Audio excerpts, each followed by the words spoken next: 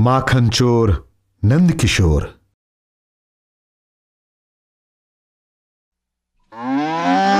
गोकुल की एगो चहकत सुबह, बछड़ों के गला में बंधल घंटियों की आवाज और गैयन की आवाज से माहौल भरल रहे। ग्वालन अपन ठेवना पर बैठकर दूध दुहत रहलन और ग्वाली ने मटका में दही से मक्खन निकालत रही।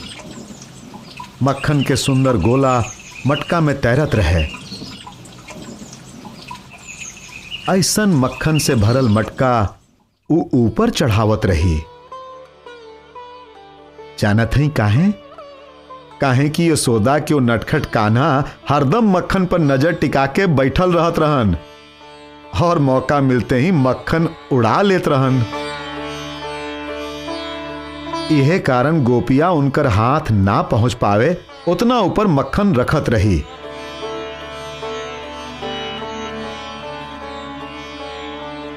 लेकिन वो दिन आंगन के पीछे के झाड़ी में कुछ और चलत रहे।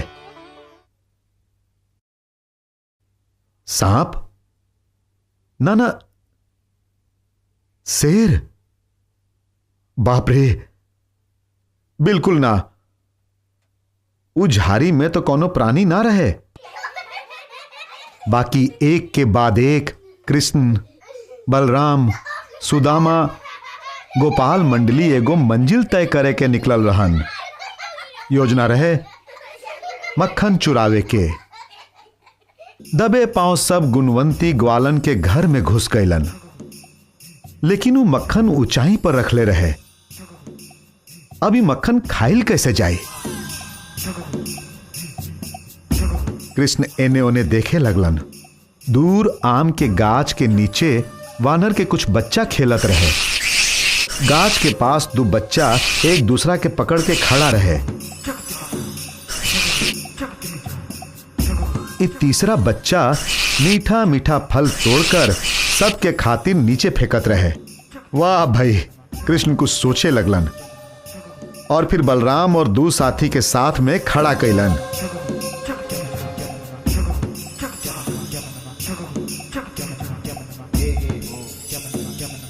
उनका ऊपर और दो गोपालन के चढ़ैलन और ऊ लोग के ऊपर कृष्ण चढ़ गईलन और फिर आराम से मक्खन खाए लगलन। ई देख के एगो गोपाल बोलस, अरे कान्हा, हमनियो खातिर तनी सा मक्खन रखिया।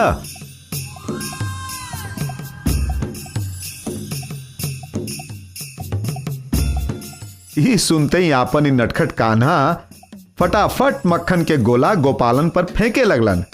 सब गोपाल मंडली के चेहरा मक्खन से भर गईल। गोपाल मंडली भी अब मक्खन पर टूट पड़ल। लेकिन एगो बात उस सब लोग भूल गए रहे कि एक कोना से चार आंखें उलो के देखत रहे।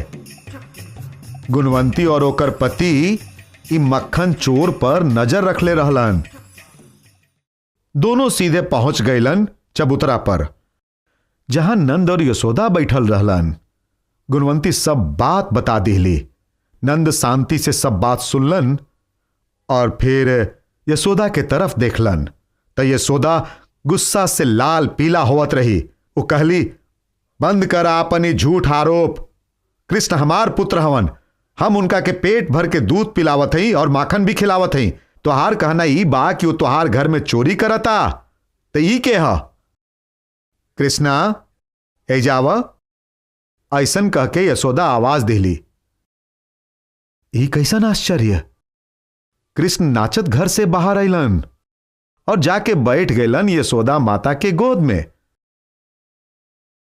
यशोदा और कृष्ण दोनों गुणवंती के तरफ देखे लगलन, लेकिन कृष्ण के देखते गुणवंती मूर्छित होकर अपन पति पे लुढ़क गईली।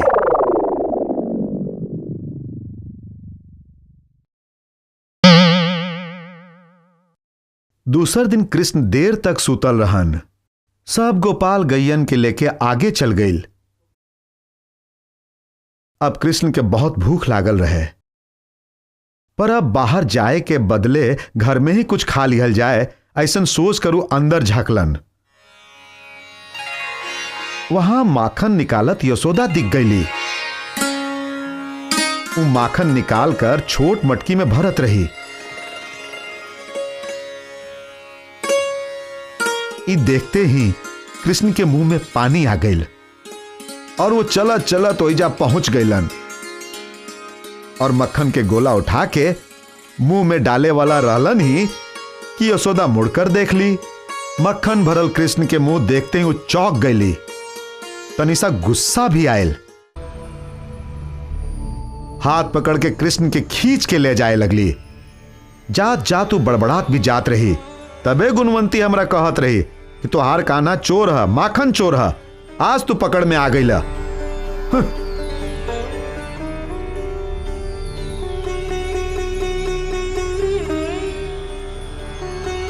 आंगन में जाके वो एने ओने देखे लगली। उनका नजर पत्थर के ओखली पे पड़ गई।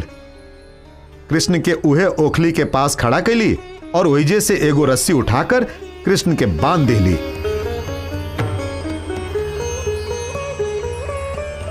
कृष्ण रोवे लगलन। बाकी उनका रोते छोड़कर यशोदा घर में चल गई। दोपहर के समय हो गई रहे। कृष्ण के जोर से भूख लागल रहे। वो सोचलन कि अब तो कुछ न कुछ करे के ही पड़ी।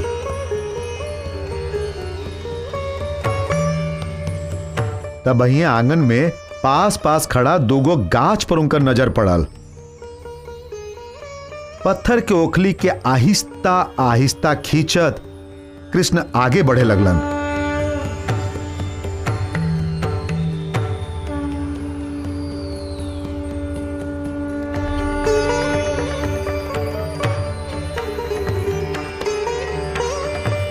बढ़त बढ़त वो ओखली के साथ गाछ के पास पहुंच गईलन। कृष्ण एक बार दोनों गाछ के तरफ देखलन और तुरंत अपन पैर आगे बढ़ौलन।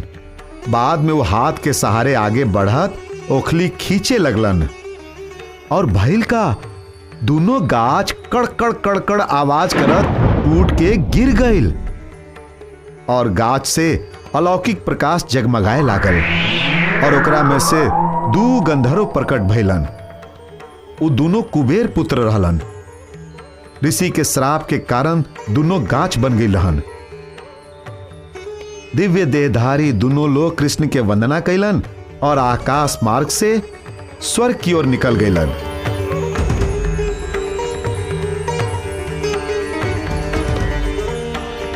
इन्हें गाछ के टूटे के आवाज सुनकर यशोदा भागत भागत आंगन में अली। वो सोचली कि कृष्ण डर गई होखियन, पर वो का देखली कि टूटल गाछ के बीच ओखली के पास कृष्ण बैठ के हंसत रहलन।